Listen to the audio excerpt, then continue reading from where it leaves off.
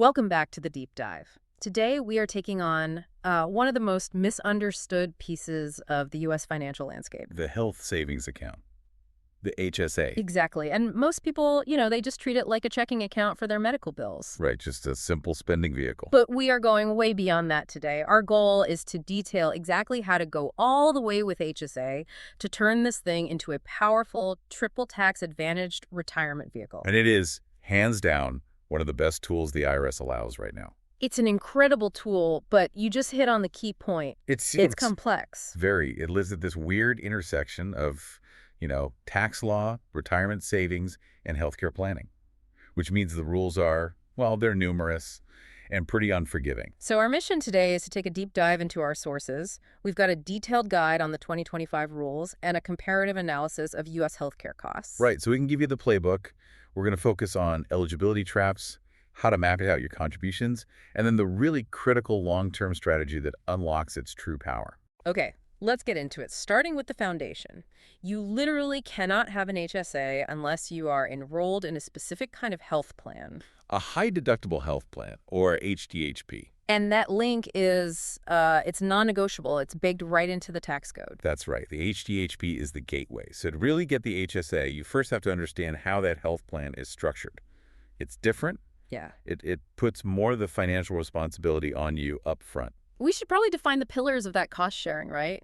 Co-pays, deductibles, co-insurance. Definitely. A copay is that fixed fee you might pay for a doctor's visit.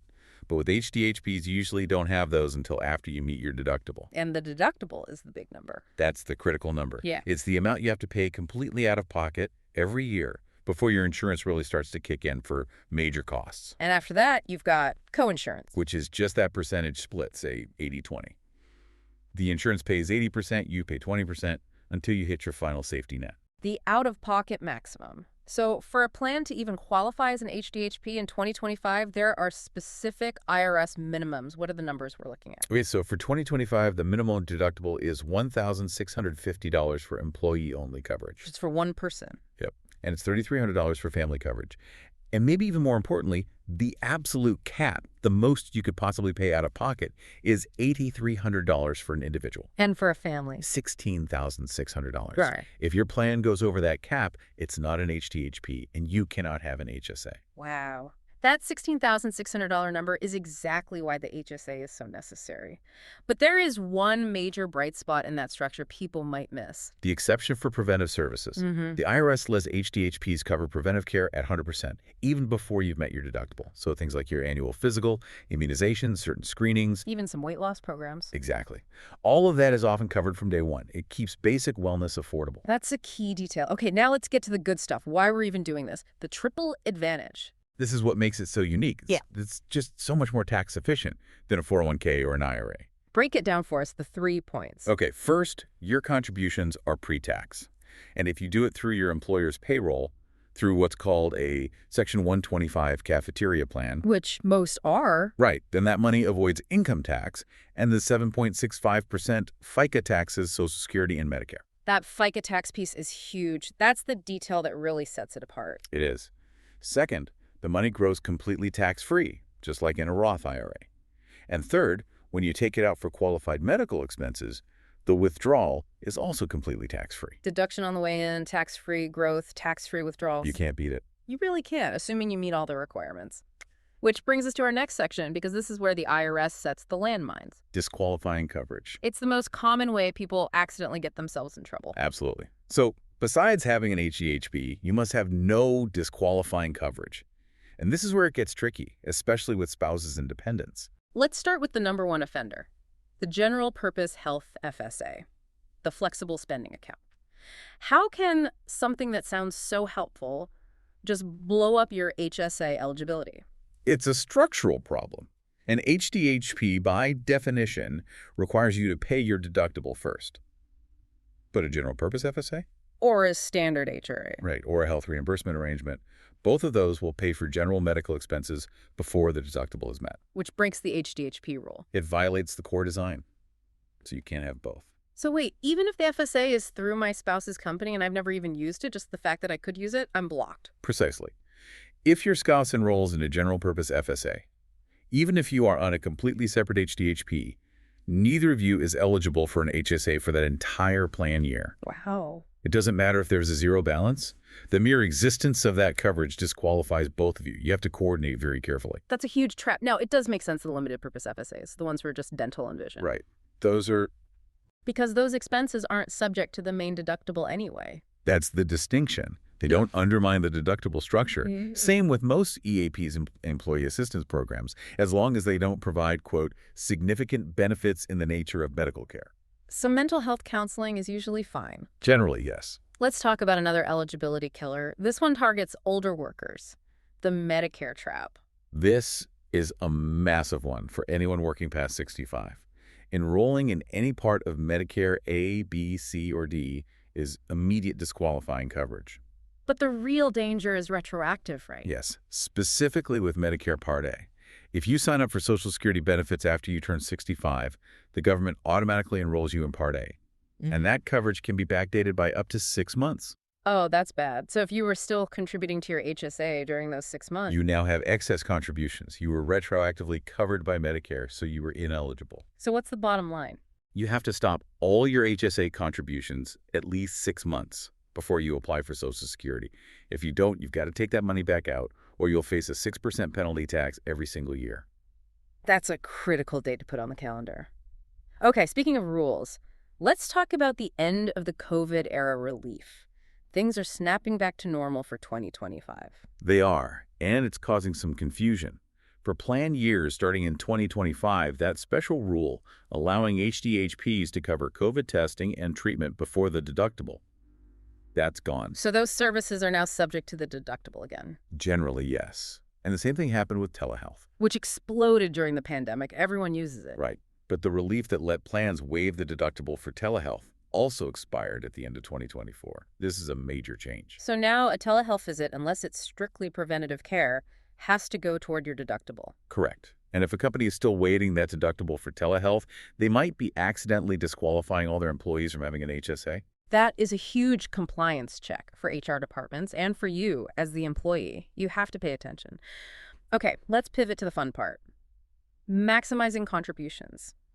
What are the 2025 limits? The limits for 2025 are $4,300 for individuals and $8,550 for family coverage. And family coverage is just anything other than self-only. That's right. What about the catch-up for those 55 and older? They get an extra $1,000. And if both spouses are over 55 and eligible, they can each contribute that $1,000, but it has to go into their own separate HSA accounts. But they share the main family limit. They share the $8,550 and can split it up however they want between their two accounts, plus their individual catch-ups. Okay, this is where it gets really tricky. What if you become eligible or lose eligibility in the middle of the year? You can't just dump in the full amount. No, if you do that, you risk that 6% excise tax. The default rule is the proportional contribution rule. So you calculate it month by month. Exactly. It's 1/12 of the annual max for every single month you were eligible. So if you start a new job with an HDHP on September 1st... You're eligible for September, October, November, December. 4 months. Right. So you can only contribute 4/12 of the annual limit. If you put in the full amount, you have an excess contribution. You have to take that money out before the tax deadline to avoid the penalty. That's the safe way to do it. But there's a famous high-risk exception, the last month rule. This is the aggressive move. The rule says if you are HSA eligible on December 1st of a given year, Just that one day. just on December 1st, then you are allowed to contribute the full annual limit for that entire year, even if you are only eligible for that 1 month. That's a huge acceleration of savings. So what's the catch? There's always a catch. And it is a nasty one. It's this extremely punitive probation period. They call it the 13-month testing period. Meaning you have to stay HSA eligible for the entire next year, from January 1st all the way through December 31st. And if you fail, say you switch to a PPO in June, What happens? the entire amount you accelerated is now considered taxable income. And on top of that, you get hit with a 10% additional tax penalty. The 10% penalty.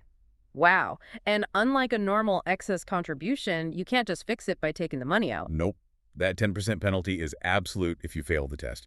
It is a huge gamble if you think there's any chance your job or insurance will change. So only do it if you are rock solid on your eligibility for the next year. And all of this gets reported on Form 8889 with your taxes. That's the one. Okay, let's shift gears completely to the distribution side. The strategy that really turns the HSA into a retirement superpower. We call it the shoebox rule.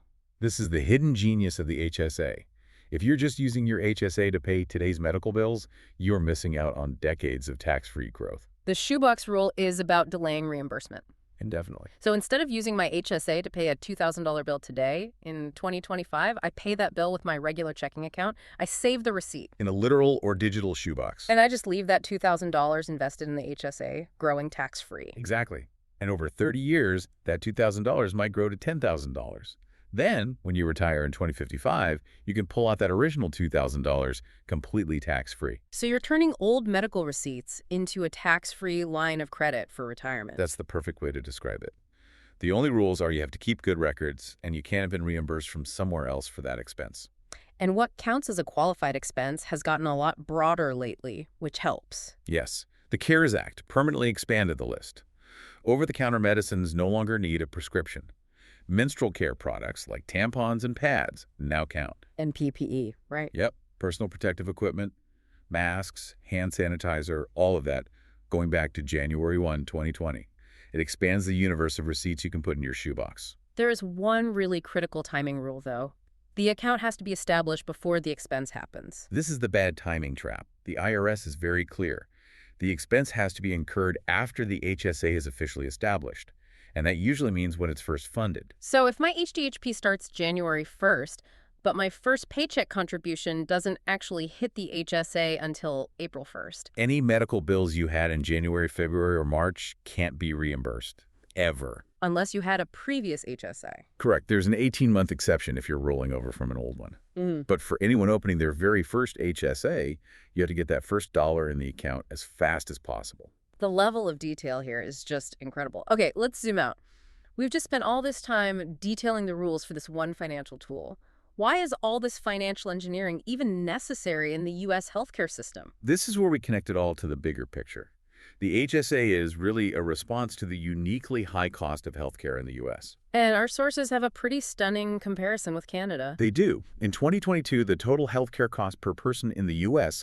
was $12,555. Okay. And in Canada? In Canada, it was $6,319.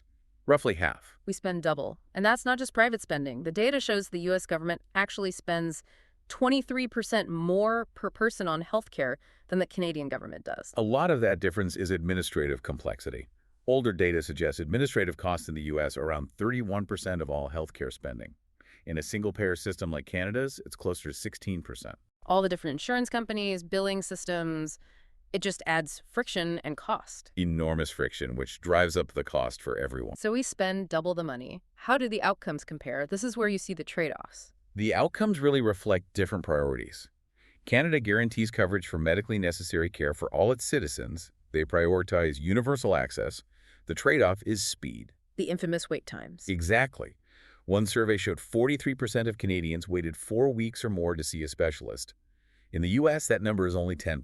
Because in the U.S., access is all about who can pay. It's dictated by funding and insurance. If you have the right insurance, access can be immediate. If you don't, you could face, crippling medical debt. And the ultimate metric, life expectancy, tells a pretty stark story. It does. Despite spending twice as much, life expectancy in Canada in 2021 was 82.6 years.